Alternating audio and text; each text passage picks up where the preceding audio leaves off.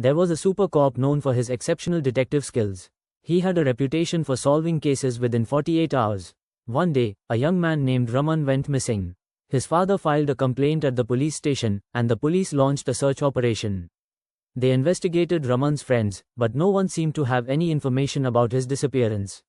Raman's friends described him as a kind and helpful person who always lent a hand to those in need. Was particularly drawn to his passion for online learning and his encouragement of students to learn coding languages without paying exorbitant fees to coaching centers. He had big dreams of studying abroad, but now he was nowhere to be found. Raman's father was frantic with worry, while his mother, a daily laborer, was beside herself with grief. She became ill and lost her health. As the investigation continued, it came to light that Raman had a romantic admirer in college. Kirtana, a junior, had fallen deeply in love with Raman's jovial nature and his willingness to help others. Tragically, Kirtana's love for Raman was unrequited. In a desperate attempt to express her feelings, she had once cut her wrist. The incident had shocked the college, and the police had rushed her to the hospital. Kirtana's father had been furious, questioning the college's responsibility in ensuring students' safety and well-being. He had accused the college of encouraging romantic relationships, which he believed had led to the tragic incident. It had been days since Raman went missing, and Super Cop Arjun was growing restless. Known for solving cases within 48 hours, this one had become personal for him. Despite all his efforts, the only clue he had was Kirtana's tragic love story, which had occurred nearly 5 years ago. Kirtana's incident had once shaken the college, threatening its reputation. However, after that time, no one had tried to contact her, not even Raman's friends. Determined to find answers, Arjun decided to interrogate Kirtana.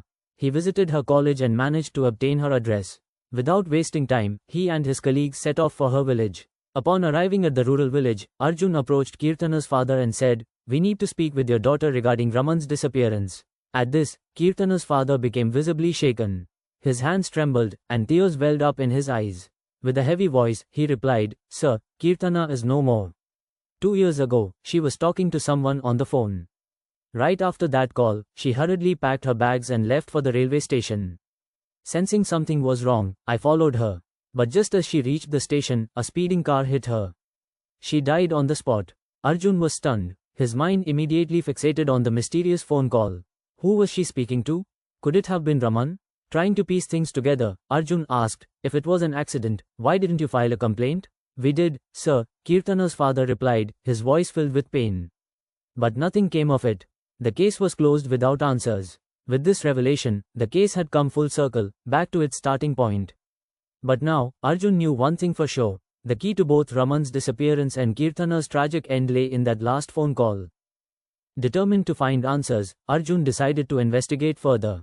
He headed to the local police station that had handled Kirtana's accident case and the mysterious phone call. Upon arrival, he questioned the officers about their past inquiry. One of the officers responded, "Sir, we did investigate the phone call at the time. The call was from one of Kirtana's friends. She told us they were discussing her marriage problems. We also questioned the friend thoroughly to see if she was hiding anything, but everything was clear." Arjun frowned. Something didn't add up. If it was just about marriage problems, why would Kirtana call her friend so late at night? She could have spoken to her in the morning, he pointed out. The police officer sighed. "We had the same doubt, sir. That's why we cross-checked her statement multiple times. But we found no suspicious activity." Unsatisfied, Arjun decided to take matters into his own hands. He called Kirtana's friend directly and prepared to question her once again. A few minutes later, Kirtana's friend arrived at the police station. She sat down, looking tense but determined. "I remember everything like it happened just yesterday," she said. Arjun leaned forward. "Why did you call Kirtana so late at night? You could have spoken to her in the morning." His voice grew sharper. "And after your call, she rushed to the railway station." Why? He demanded. The friend hesitated before answering. "Sir, our family didn't have enough money for my wedding. That night, I called Kirtana to ask for help. I told her about my marriage troubles and asked if she could lend me some money. She took a deep breath. In fact, I was calling 3 or 4 other people for help as well. If you don't believe me, you can check my call records." Arjun studied her face, searching for any sign of deceit. "And what about Raman?" he asked. "I don't know him personally," she admitted. "I only heard about him when Kirtana was in engineering college." Arjun narrowed his eyes. "If that was years ago, how do you remember him so well?" The friend sighed. "Because Kirtana was madly in love with him. She never forgot him. She was always trying to contact him, but she suddenly stopped, her expression shifting. Arjun immediately caught her hesitation. Go on, he ordered. Why did you stop? She looked down and murmured, because he was a fraud. Arjun's eyes sharpened. How do you know that? She hesitated again but finally said, Kirtana used to lend him money. He always borrowed from her, and then he just disappeared. Arjun processed this new revelation. You may go now, he said, dismissing her. But his mind was racing. If Raman had a habit of borrowing money, could his disappearance be linked to that? Or was there something deeper at play? That night, Arjun stayed at the police station. The staff made all necessary arrangements for him, but sleep evaded him. He kept thinking, what really happened that night? Why did Kirtana run to the railway station so suddenly? There had to be something more. Early the next morning, he ordered his team, bring me the driver of the car involved in Kirtana's accident. One of the officers responded, Sir, the driver is from this village. We can call him immediately. After the incident, he was arrested, but a few months later, he got bail. He admitted to being drunk at the time, and with no further evidence, the case was closed. Arjun listened carefully, then made a firm decision. He needed to talk to Kirtana's father again. He headed straight to their house. Sitting across from the grieving father, Arjun asked, Do you have any doubts about anyone? Kirtana's father shook his head. No, sir, but I still don't understand why she left at that time, he said, tears streaming down his face. Arjun's gaze sharpened. Do you suspect the car driver? The father let out a heavy sigh. No, sir, he was a known alcoholic. That night, he was completely drunk. I don't think it was his plan, it was just her fate. Arjun studied him for a moment. Then, his next question struck hard. Do you acknowledge that Kirtana and Raman were in love? The father's face tightened. That wasn't love. She was just attracted to him. It was nothing more than a passing affection. A deep silence filled the room. Then, without warning, Arjun stood up and ordered, Arrest him. Everyone in the house, and even the villagers outside, gasped in shock. Kirtana's father looked at Arjun with wide, fearful eyes. What are you saying, sir? But Arjun remained cold and firm. He had uncovered something. And now, the real mystery was about to unfold. Arjun looked Kirtana's father dead in the eye and said, Before Kirtana's friend called her that night, you had already called her first. The entire room fell silent. The villagers watched, holding their breath. Kirtana's father's hands trembled. Arjun continued, his voice sharp, You asked her for a favor. You told her to call Kirtana and make sure she left for the railway station. And in return, you offered her money. Isn't that right? Gasps filled the air. Kirtana's friend's face turned pale. Yes, sir. I didn't know, she stuttered. Kirtana's father's eyes darted around in panic. Beads of sweat formed on his forehead. Arjun took a step closer. 2 years ago, Kirtana's so-called accident was actually a murder. And now, that case is solved. The weight of his words sent a wave of shock through the crowd. The villagers whispered among themselves. But then, a bigger question loomed. Why? Why would Kirtana's father do this to his own daughter? And then, another chilling thought crept in. Where is Raman? If Kirtana was killed 2 years ago, why did Raman disappear now? Did Raman know something? Was he in danger? Or was he involved? And most importantly, what had he been doing for the past 2 years? Arjun's instinct screamed that the case wasn't over yet. Something bigger was at play. While arresting Kirtana's father, he shouted, I didn't do anything. It was her fate. Don't arrest me. Then, Arjun took him to the interrogation cell. One of the staff members asked Arjun, Sir, why do you suspect him? Kirtana's friend said we could check her call records if we had any doubts. Arjun, now calm, replied, That's exactly what made me realize the truth. I checked her call data. He took a sip of tea before starting the interrogation. Kirtana's father finally admitted, Yes, I called her that night and made her go to the railway station. But I didn't kill my daughter. Arjun, furious, demanded, Then why didn't you say this earlier during the police investigation? With a heavy sigh, Kirtana's father continued, After that college incident, I never allowed my daughter to go outside. She always said she wanted to marry Raman, and if she couldn't, she would die. She kept threatening me, but I argued with her, Don't love Raman. It will ruin our reputation and culture. Be a decent girl, I warned her. Eventually, he decided to arrange a marriage for her. Around the same time, his sister's son came to the village and saw Kirtana.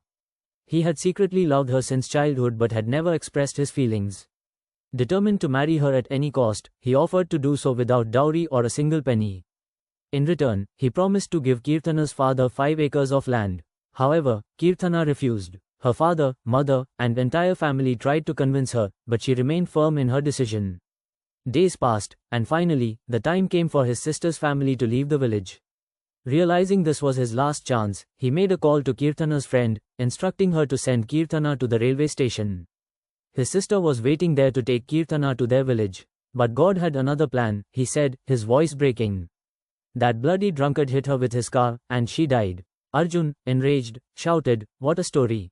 Well done. Now, will you stop lying?" Kirtana's father, trembling, said, "Sir, I swear, it's the truth. I was scared because people would laugh at me if they found out a father had done such a thing. That's why I didn't say anything during the initial investigation." Arjun cross-checked his statements and, finding no evidence against him, released him. And just like that, the case was back to square one. Arjun concluded that Kirtana's death was a natural accident, not a planned murder. While releasing Kirtana's father, he asked, "Do you know anything about Raman?" Kirtana's father shook his head. "I don't know, sir. I never met him," he replied. Arjun sighed. He had no leads on Raman's disappearance. Where should he start? What could be the reason behind it? He sat down, deep in thought.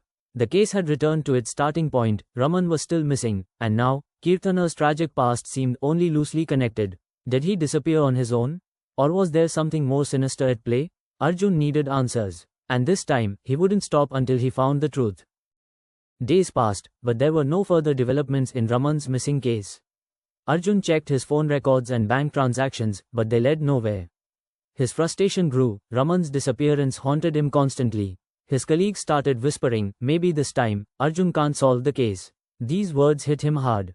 Determined to prove them wrong, he decided to investigate every student who had studied with Raman, including his juniors and seniors from college. First, he questioned Raman's classmate. They all described him as a good person with a helpful nature. Whenever we had doubts about subjects, he would solve them.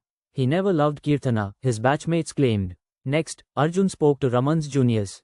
They recalled how he always advised them not to spend money on expensive coaching classes.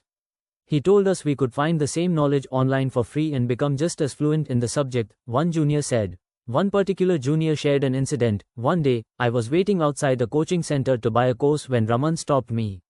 He argued with the manager about the high prices, saying education shouldn't be so costly." This detail caught Arjun's attention.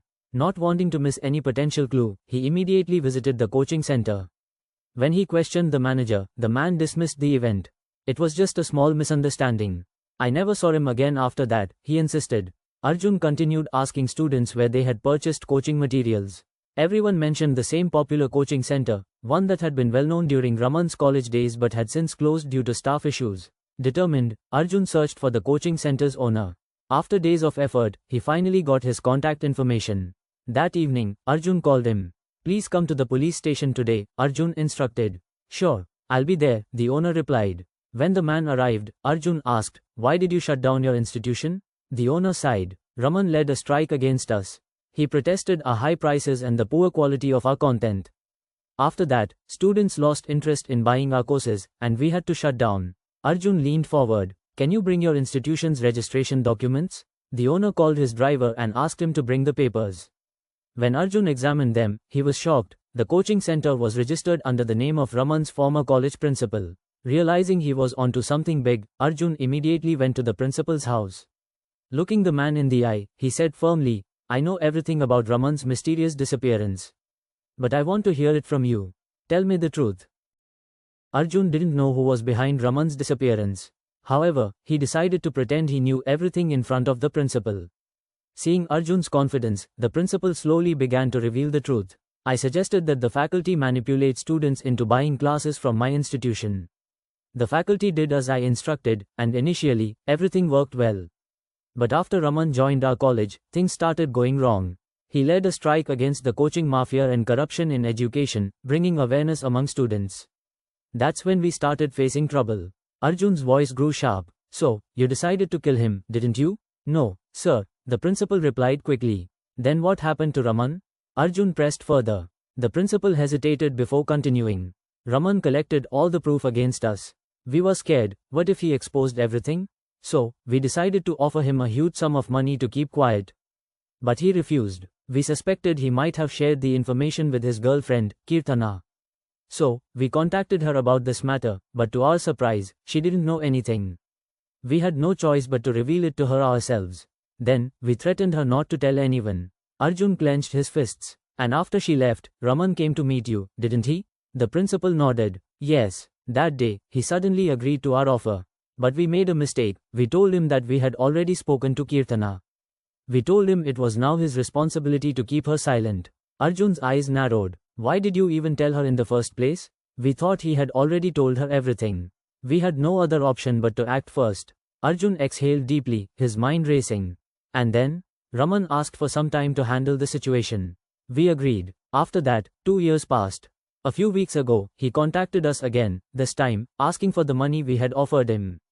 We gave him the cash, and after that, we never heard from him again. Arjun felt a chill run down his spine. Then, he disclosed the secret. A heavy silence filled the room. Arjun's mind drifted back to Kirtana's death. Was it really just an accident? Or was it a carefully planned murder? Arjun then informed the airline authorities to get the details of passengers from flights over the past 3 weeks. Meanwhile, he returned to Kirtana's village and called the driver of the car that had hit her. Tell me about the car, Arjun demanded. The driver hesitated before replying, Sir, it was a rental car. Someone gave it to me 2.5 years ago. Arjun's mind raced. 2.5 years ago? That was exactly 6 months before Kirtana's death. Determined to find answers, he went to the car rental station to check whose name was listed for the rental. What he discovered left him in shock. It was none other than Raman. A chilling realization hit Arjun. Raman had planned everything 3 years ago, making it look like an accident so that no one would suspect him. Shortly after, the airline authorities provided Arjun with crucial information. Using the data, he successfully tracked down Raman and brought him back to the city. Under intense interrogation, Raman finally confessed. I was scared Kirtana might share the college scam details with someone. I had no choice. I had to stop her, he admitted coldly. Arjun listened as Raman revealed how he had slowly and carefully planned everything. He had manipulated events to make it seem like fate had taken Kirtana's life when, in reality, it was a well-executed murder. With Raman's confession, the case was finally solved. Justice was served. Arjun felt a wave of relief wash over him. But deep inside, a question still lingered. How many more secrets remain hidden beneath the surface?